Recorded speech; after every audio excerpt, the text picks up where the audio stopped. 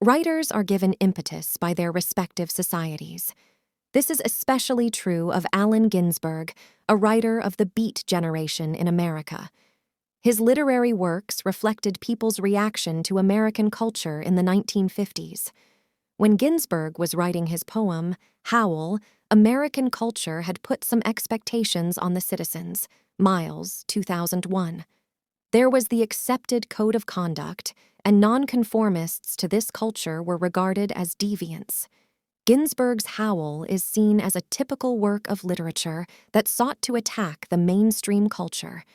It is a poem that praises and advocates for all that was detested in the American culture of 1950s, from suicidal thoughts, obscenity, and homosexuality, among other deviant behaviors. This paper focuses on the poem Howl, with an attempt of showing how the poem expresses nonconformist to the mainstream culture of 1950s in America. As a narration to the poem, Ginsberg expresses his distrust of American capitalism. Critics have argued that throughout his life, Ginsberg advocated for communism. He was a major proponent of communism and socialism, Cavarero, 2009. Ginsberg starts his attack of communism in the first line of the poem, when he comments that he has seen the best mind of his generation being destroyed by madness. He is implying that the current capitalistic system have done nothing but to worsen the situation of the American people. His attack on communism is, however, best achieved in the line, "The narcotic tobacco haze of capitalism," Ginsberg, 1956. In part 2 of the poem, Ginsberg makes reference to money and machinery, thus alluding to the ideology of capitalism. Who destroyed the mines? It's Moloch. Moloch, the vast stone of war. Moloch, the stunned governments. Moloch, whose mind is pure machinery. He seems to venerate communism and those associated with it. The next line, who distributed super-communist pamphlets in Union, Ginsberg, 1956, shows his attitude towards communism. He uses the word super-communist to place communism on higher ground than capitalism. The best minds of this generation liked to use narcotics. They took marijuana, cigarettes, alcohol, and other drugs.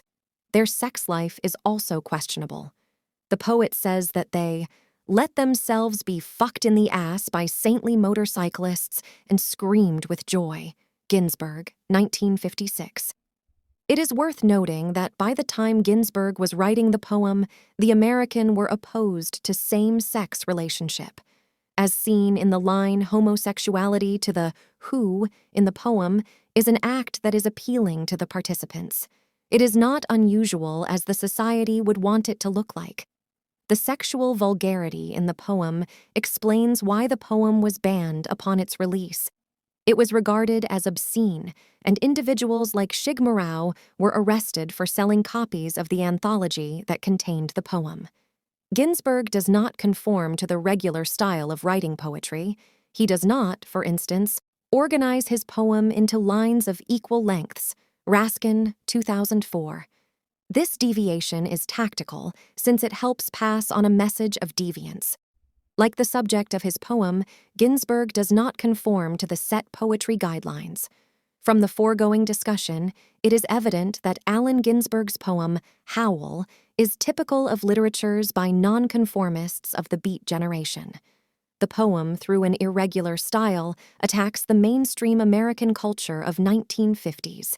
It venerates all what is disregarded in the mainstream culture, for example, capitalism, sexual perversion, and drug abuse. The poem remains a great work of the Beat generation period.